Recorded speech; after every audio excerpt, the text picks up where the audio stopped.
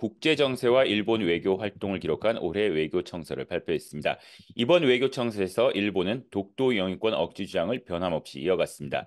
일본은 외교 청서를 통해 독도는 역사적 사실로도 국제법상으로도 일본 고유의 영토임에도 한국은 경비대를 주둔시키는 등 국제법상 어떠한 근거도 없이 독도를 불법 점거해왔다며 종전 주장을 되풀이했습니다.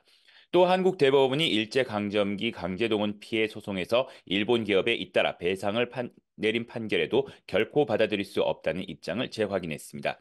일본 정부는 대변인과 외무성 성명, 브리핑 등을 통해 우리 법원의 소송 판결에 강하게 반발하면서 지난해 3월 발표한 제3자 변제 해법을 통해 해결하라고 주장해왔습니다. 다만 일본은 지난 2010년 외교 청서 이후 14년 만에 한국을 파트너라고 표현하며 한국과의 관계가 중요하다는 점을 강조하기도 했습니다. 특히 인도태평양 안보 환경이 엄중해지는 상황에서 한일 간 긴밀한 협력이 지금처럼 필요한 시기가 없었다고 덧붙이기도 했습니다. 정부는 일본이 외교 청서를 통해 역사적, 지리적, 국제법적으로 명백한 우리 고유의 영토인 독도에 대한 부당한 영유권 주장을 되풀이했다며 강력히 항의했습니다. 그러면서 즉각 독도 영유권 주장을 철회할 것을 촉구했습니다.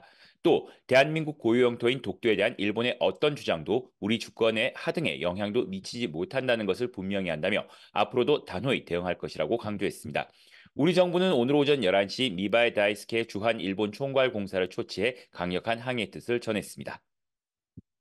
외교 청사에 언급된 내용은 물론 총선 결과가 나오기 전 내용이긴 합니다만 야당인 더불어민주당이 단독 과반을 이어온 점을 주목하고 있습니다.